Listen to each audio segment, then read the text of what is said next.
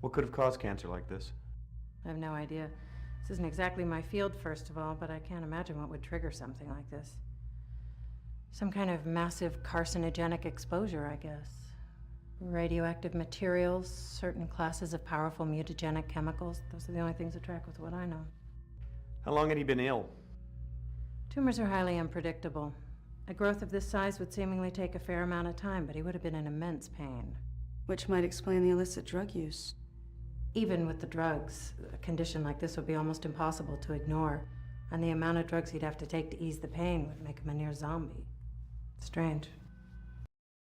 Well, well, what do we have here? It's the hospital corridor. It's the same hallway, but not the one that's on the first floor. So what does that mean? An entire floor of Queen's Hospital has been duplicated underground. So the same floor is both upstairs and downstairs, sort of like parallel worlds. So that desolate setup upstairs is all just a smokescreen. They're making it look like the place is closed down, but in reality, they're keeping themselves quite busy. Gillian, that means we're already right in the middle of their headquarters. Please use extreme caution. Every Easter, the Easter Beagle comes dancing along with his basket full of eggs, which he hands out to all the good little children. That sounds faintly familiar. I remember sitting out in a stupid pumpkin patch all night waiting for the great pumpkin to come. That was the worst night of my life. This is different. That was Halloween. This is Easter. Well, I don't know. I really want to believe you because I like you and I really respect you. But I just don't know. The Easter Beagle will never let you down. I know he won't, but how about you?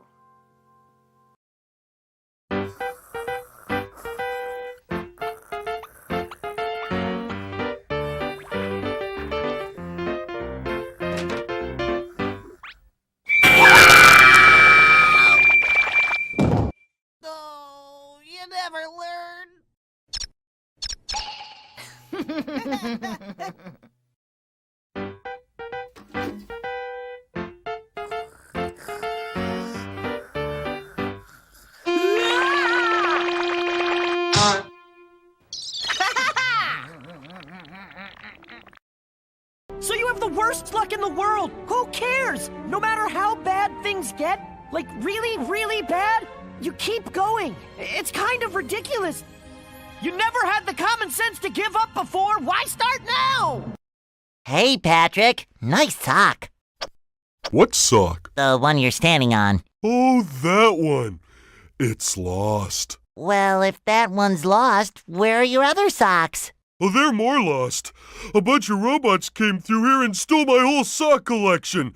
I could use some help getting them back. Sure thing, Patrick. What are best friends for? Okay, then.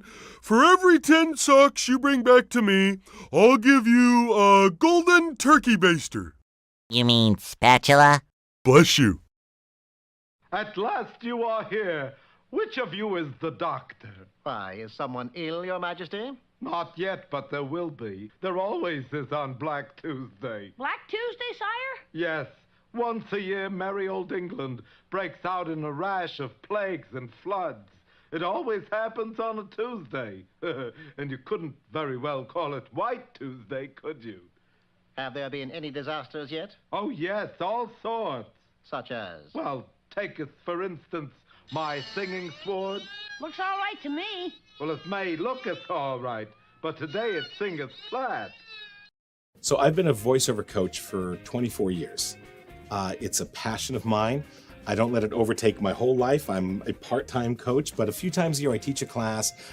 And a lot of your viewers may know people like Yuri Lowenthal and his wife Tara Platt. They were some of my early students. Very proud of the success that they've enjoyed. I do try to make an even balance between teaching the craft of voiceovers, but also the business of it.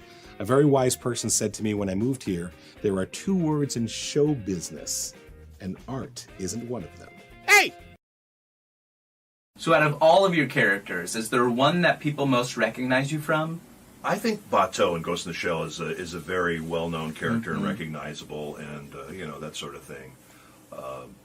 I have like 5 or 6 shows on Toonami right now. JoJo's Bizarre Adventure, I play Joseph Joestar on it. It's a hugely popular character. The other one is Lupin the Third. I'm Jigen in that, and I also directed that series along with my wife, Ellen Stern. And what's the other one? And Ghost in the Shell, of course, Bato and that, and Outlaw Star and Hunter x Hunter and a bunch of other ones that are running on there right now. Hey, kid! You ready to go after the Piston Cup? Yeah, showtime. Well, you said it. Just as soon as you get some practice. Well, you've been taking it kind of easy around town for a while now, so we got to get you back into shape before the new season starts. Besides, they just don't let anybody with 4 wheels race for the Piston Cup, you know. First, you've got to place in enough races, games, and competitions to qualify. Then you can go back to the big leagues, all right? So what do you say? You ready to get moving? Ka-chow! I'll take that as an okie dokie.